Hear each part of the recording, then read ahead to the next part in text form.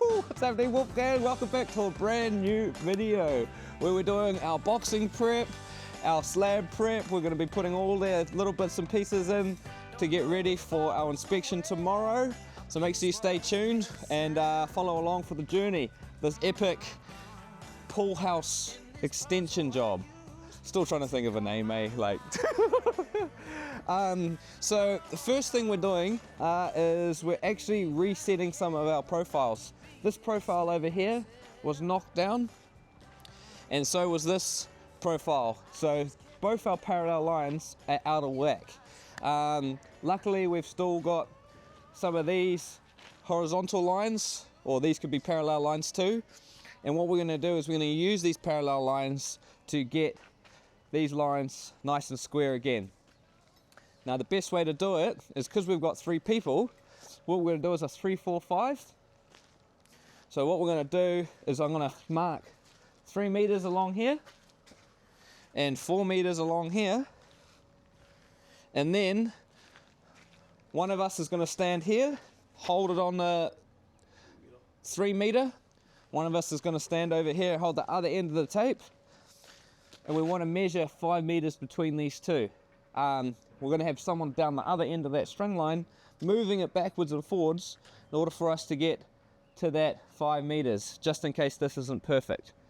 I don't know if that makes sense, but we'll set the camera up and I'll show you as we go. I'm going to do 4-1 here. Happy? Yep. Checking? Yep. Sweet.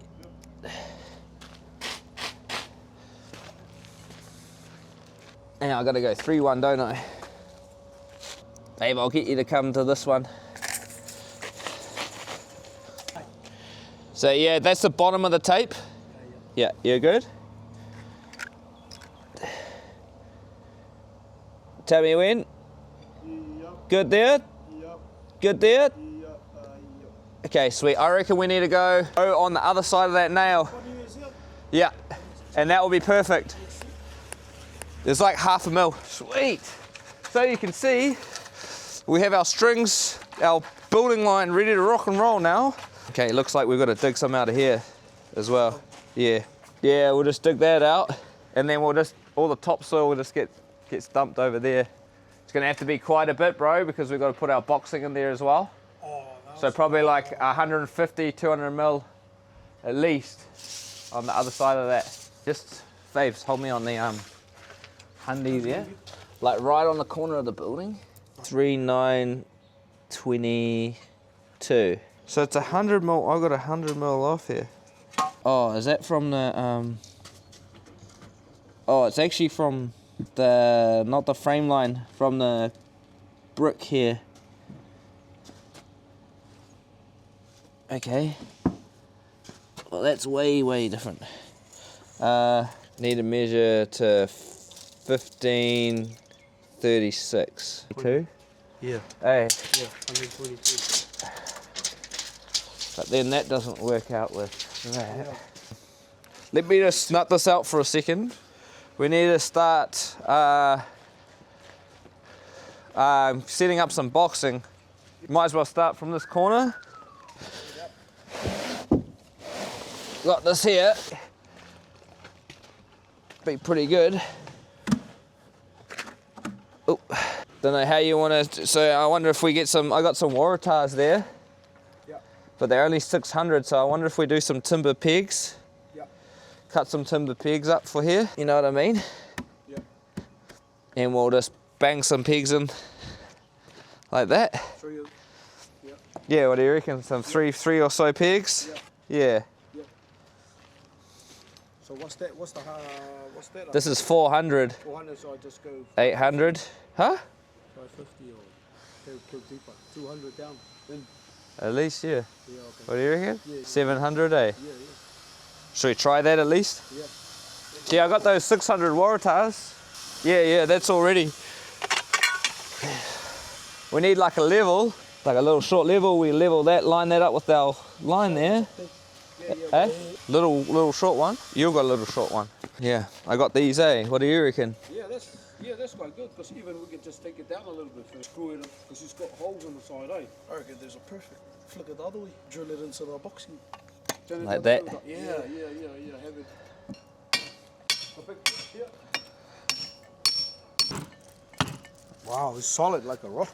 I reckon, let's just see. Hey, watch out, Dave. I got it. Should be able to hit a peg in by myself, hopefully. Hey, we're gonna use a boogle screw. Yo. Yeah. That's as good as we're gonna get it. Yeah? Yeah, I reckon, eh? Yeah. Where's the bugle screw? This is gonna be temporary. We're gonna have to add extra supports in, of course, but. Is it all temporary, epoxy? Yeah, but like.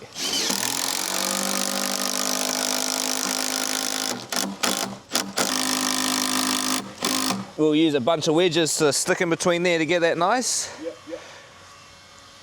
I reckon anyway. You happy to just go through and play around, make a couple of... Yeah, that's it.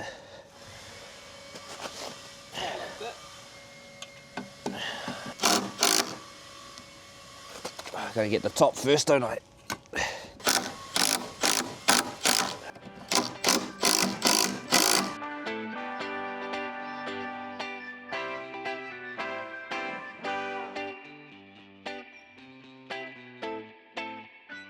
Oh, do you want me to do that? You guys keep moving around, eh? So, just for the meantime, that's all right, Dave. We'll straighten it with what I'm going to do is I'm going to put a bit of 4x2 around the outside of the building. Oh yeah. On its flat. Oh, mean. Whack some pegs in, screw it, and then we can brace top and bottom off it instead of, because this is really just to keep it nice in line. Yeah. Hey. We just need to get it in and on. Yeah, that's what I mean. It's still nice to get it, Somewhat close. yeah, within. You can have a water. Take those out. Afterwards. Up the wires, the Waratahs. For the meantime, we're just getting our boxing up to height with these 600mm Waratahs that we're putting in. We're also putting a few wedges in where we need to lift it up and down. And once we've got it sort of to height, we're going to focus on actually putting in all our slab stuff because we're in a bit of a time crunch. Yeah, hey, should work out pretty well, I think. Yeah, I got you. You guys. Yeah. Oh, what's that? Can you get a 2-4 in there or nah? Oh, yeah. 2-4 where? Yeah, through there? No. Huh? But I don't want to cut it down if I don't have to. Just let it overhang. Yeah. Roof it? Oh, no. Okay, sweet. Undo all those and move all that boxing that way. Yeah. Oh yeah. Sorry, boys. That's all. I'm gonna cut that now. I'm cutting these two. Yeah, which like I have to cut those two. But But if I don't have to cut this, then I don't want to. nah, yeah. Okay. Yeah. I'm only putting one screw at the moment. Perfect. So it's just like. You guys suck.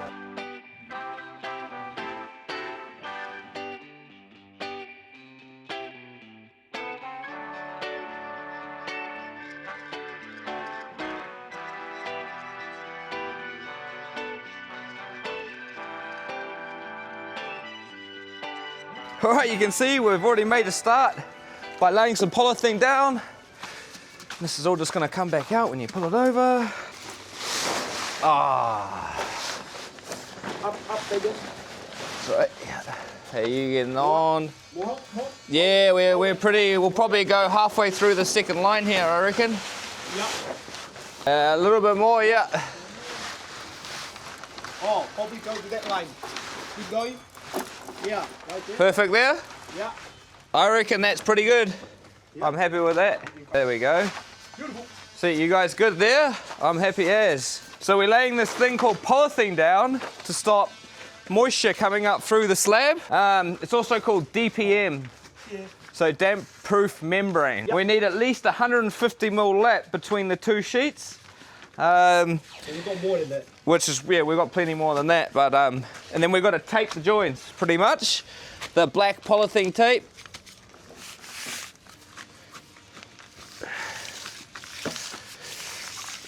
One little trick you might find with this tape is as you're pulling up and stretching and you're coming down, don't keep it tension on it, let it shrink back to its original form, otherwise it will create issues. Well, small issues, not big ones, but... Unwanted tension. Yeah, unwanted tension, that's it. Unwanted tension between the two polythene sheets. You got my knife? Got our knife, sorry. Yes, our knife. Oh, beautiful. How are you? Pretty good, eh?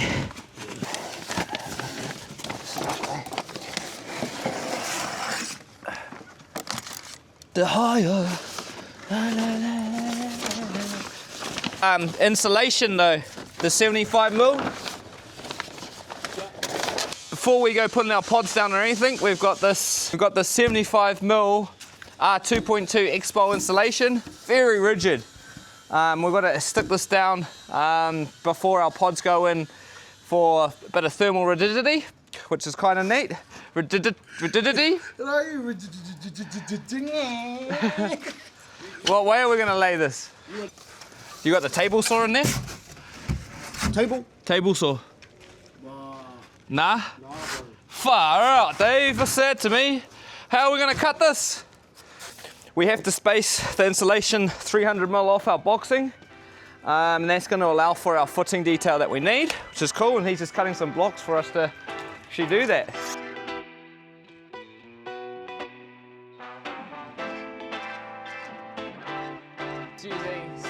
Seems to be working, just using the skilly to cut our marks.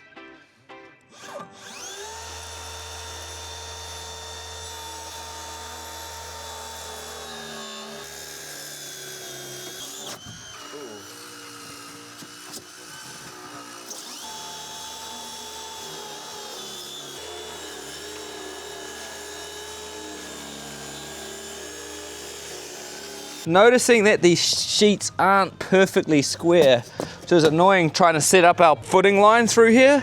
So we just have to step it and work in with what we've got. Yeah, look at that, it's not quite square, but I guess it doesn't have to be completely perfect, to be honest. But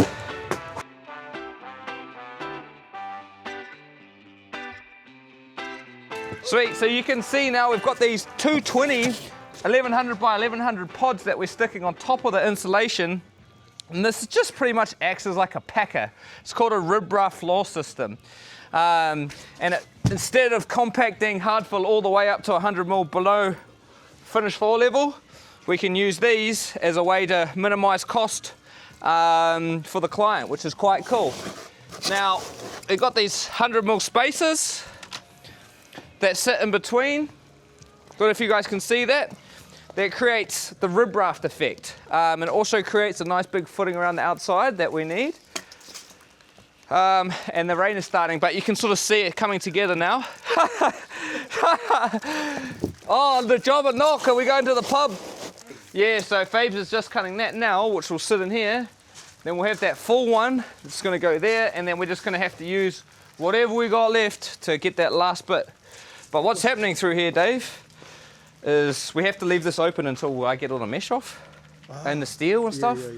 Because I'd rather just stack all the... Oh, and this footing will go straight there? Yeah, that's it. Ah, you get me? Far out. Or do we unload all that steel now so we can get that sorted, then we can get our footing detail and everything. Whoa, where's my rain jacket? Shucks, this is dumb.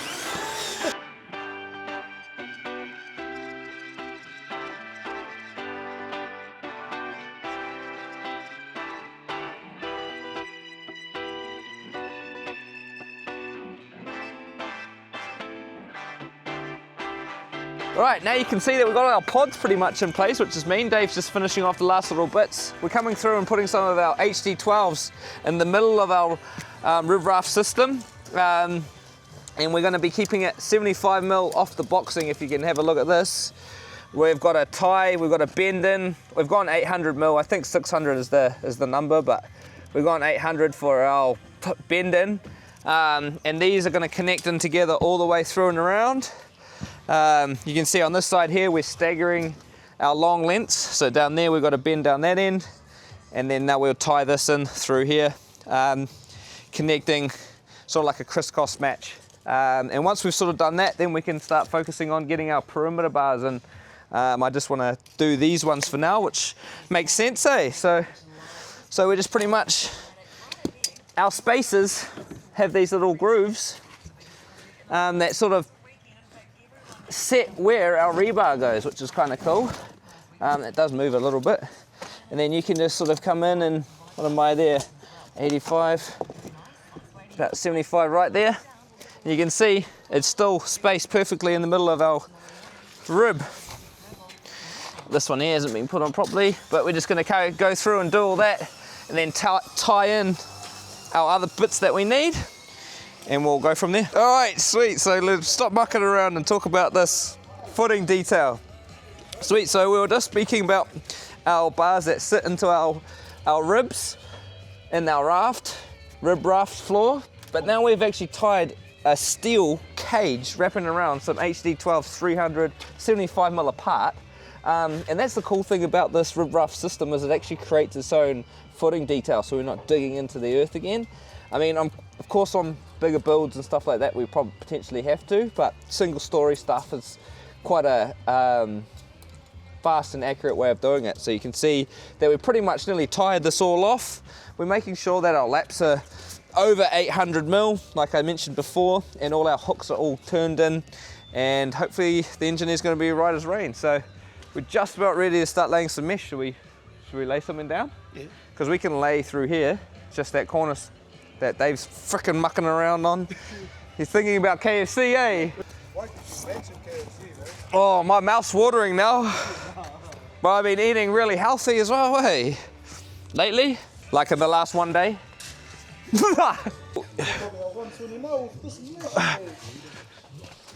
Okay, all right. We'll go like this for now. Oh, bro, that's gonna go smack bang in one sheet. Surely, go down like that. Yep. Oh, you ready? No way. Don't do it to me. Perfect. Far out, it's not quite, I don't think. Huh? It's not quite. It's meant to be about 50mm. Ready? 3, 2, 1. We've got to go that way. 3, 2, 1. 3, 2, 1. 3, 2, 1. So about 50-ish off you want to be. It's pretty close. Oh. It's as heavy as.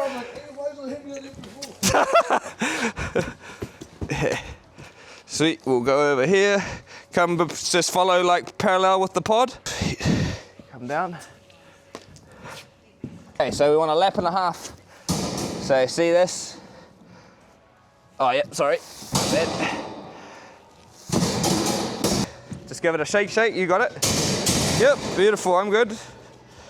Yeah, perfect. So the standard lap joint is normally 1.5. You can sort of see this is the one sitting over the top through here. And we've also laid it in such a way that we've laid it opposite. And what I mean by that is they lap into each other. So we got this sheet over here is the first one we laid down with the top bar running over here. Then we flipped it over and now we've got the bottom bar running underneath. That way we keep our laps as close together as possible, especially with this thick 8mm mesh. Well, it's actually 16. It's quite thick, so while Dave's finishing that off, we're going to tie this join. The best way I like to do it is we really just skip 1, 2, hit this, and then we just stagger that. So it'll be boom, we just stagger them each side.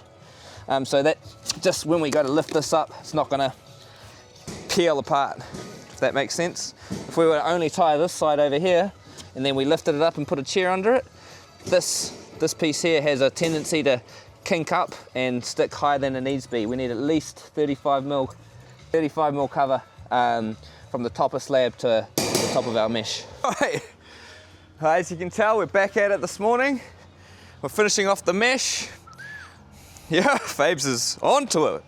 I'm stacking these chairs in. I'm actually using the top bar on the mesh and the lowest point of our chair.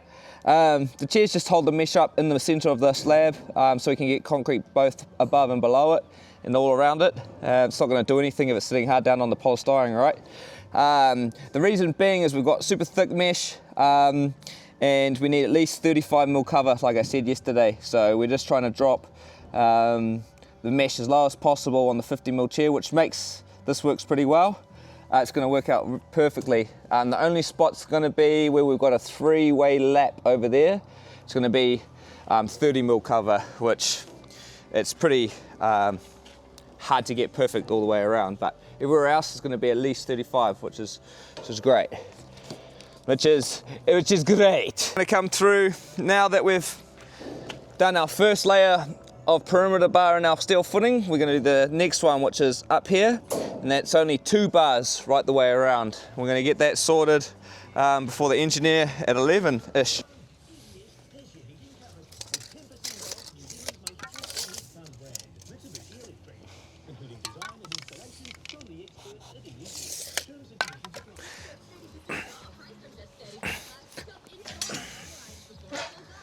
Sweet, so it is 75 off the edge, and then we're sort of just following these 2 bars right here, this one and this one.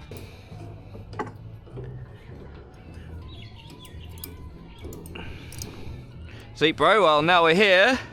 You got that sort of tied up there? I'll do my one over here. We'll do this one as well, eh?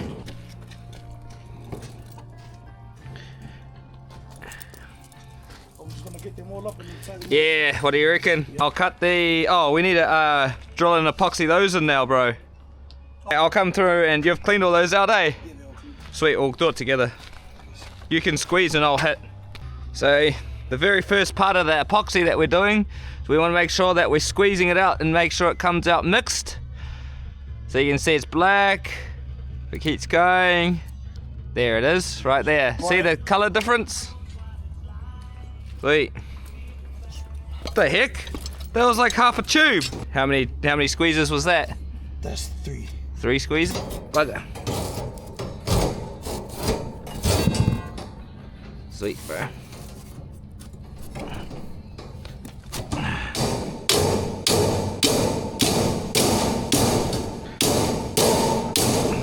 Oh, that's it, bro. Perfect.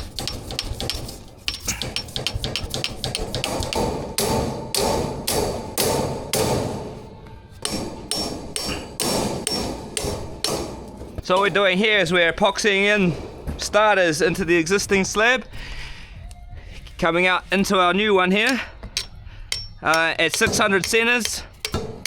We've drilled a 14mm hole for a 12mm rebar, and yeah, we're just tapping it in like this. You can see a little bit too much on that one, Phoebes, but that's okay. Tap it in. And that's going to tie the existing to the new and stop it from fluctuating this. Fluctuating.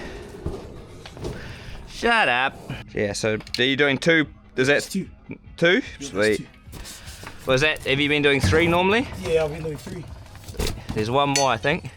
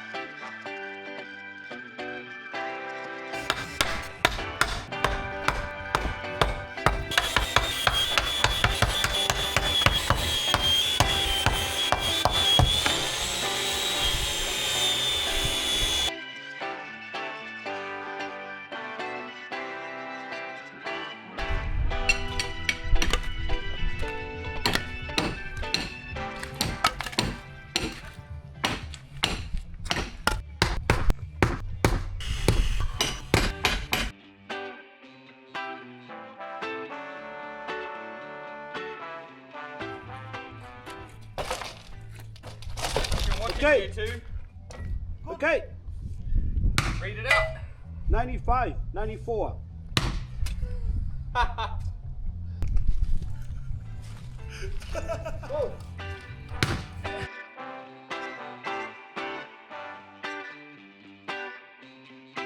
So that's like 6mm right there.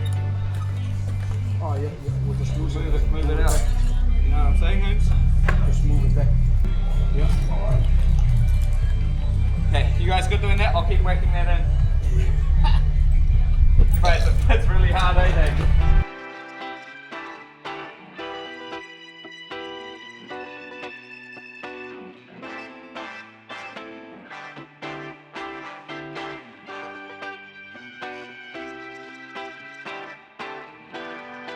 All right, lads, look at this, sturdy as. They ain't going nowhere. We're pretty much ready to pour concrete besides one last little thing, and that's our rebates for our doors. What we want to do is we want to have level entry doors, or the doors that we're going to be installing are actually going to be flush. The track is going to be flush with our finished floor level. And what I mean by that is we've got this massive extrusion right here. This is actually demonstrating what we've got in terms of our bottom track that sits inside the slab.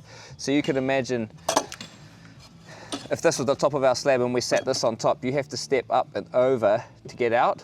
What we want to do is we want to make sure it's nice and flush all the way through. So we need to put a piece of timber in place so the concrete doesn't go right where we need this to go to get our level entry detail sorted. That was a little bit backwards way of saying it, but pretty much I had the joinery guy come out today and give us this piece so we could see exactly what we need to do to rebate it out. So what my concern was is we've got some polished concrete. We've got some grinding polished concrete going in here, right? And if I just did this big hoary rebate like we normally do, and then stick the window in, and then whatever floor coverings cover the top of it, that's all good, right? But in this situation, the concrete is the finished product, right? So we need to be making sure that we're putting the rebate in the exact right position and not too far out and not too big, ugly and hoary, so we can get a nice clean finish against our aluminium edge. Now, there's one last thing that we can do to help us out with that. So we've got this here and we've got the plans to figure out exactly where it needs to go, but we've still got this weird little flange right here, which sort of sticks past the top of our aluminium track, which needs to get in, which is a shame because that means we're going to have a gap between our concrete and our bottom track, right, like this. But what was cool was the guy said we can get an aluminium extrusion that goes up like this and across the top, that sits flush with the top of our door track and over the top of the polished concrete, and that way it hides any of the gaps that we've got here. So even if we try to get this perfect as, there's still going to be a mil or two gap. So no matter what we're going to do, we're going to have to put an extrusion in, an L extrusion, the same color as the bottom track or the joinery itself. So that's a good way to hide any nonsense, but we still want to get them sort of perfect. Hopefully I wasn't bloody mumbling there, but that's okay. You guys sort of get the gist. So what we're going to use is we're just going to use our floor plan to figure out exactly where these doors need to go, and also of course the window schedule. So the window schedule says our trim size for these doors are 2.415 wide by 2 meters 15 high. So now that we know that, we're going to cut our rebates and rip our rebates to the right size width in order for us to get that, in order for us to fit that in nicely. But we also need to figure out the positioning, which we use our floor plan. This is our floor plan right now.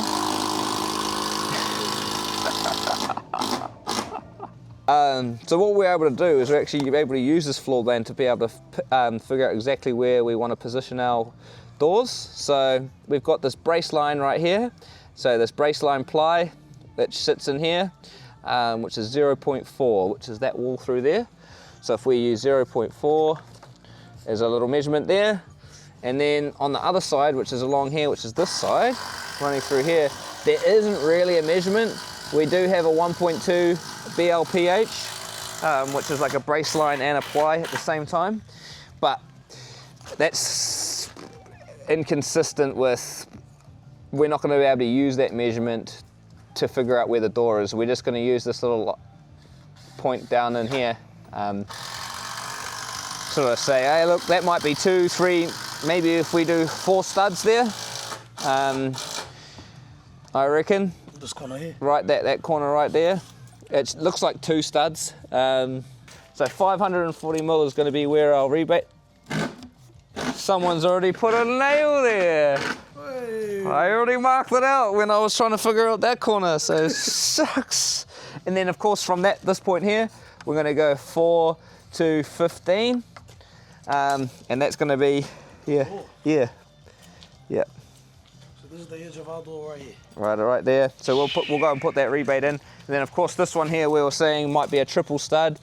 I can actually talk to the client about this and he can decide exactly where this, yeah, How wide they want this corner to 35, 90, 140, 135.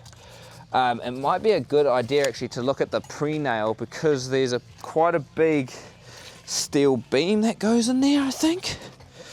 I think there's a PFC that goes in there. But it's something that I'll talk about if I come across it. So Fabes, you want to cut those at 2, 415, and you've got the mark there. And then what we'll do is we'll cut some bits of 4x2 that run from this edge here over to the length of the 6x2, the 6x2 we ripped down. So this measurement plus the 6x2. And then what we'll do is we'll put some bugle screws through the top of this and through that. So our 4x2 is going to sit along like this, and then our 6x2 is going to go on top of it? Below it. Oh, below it. Inside the slab line? Yeah. So it gives the... So we can't screw through here. Oh, we might get a bugle screw. What size are those screws? Nah, it's not going to work because it would be nice, but we'll just screw through the top with a bit of 4x2 running this way, and then our 6x2 will run this way, and we just screw through this one as well. You get what I'm saying? I can get that one. That one's good, and I'm just going to quickly check the lintel and stuff like that.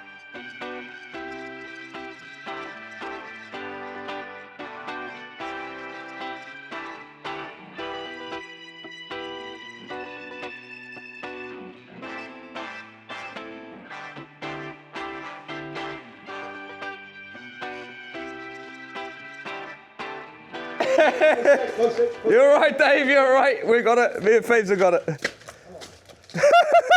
Thanks, guys. Holy heck, bro.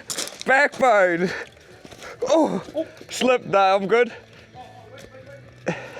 Yeah, 2, 1, all right. Seats. You roll it like that, Fabe, you good? Yep, beautiful.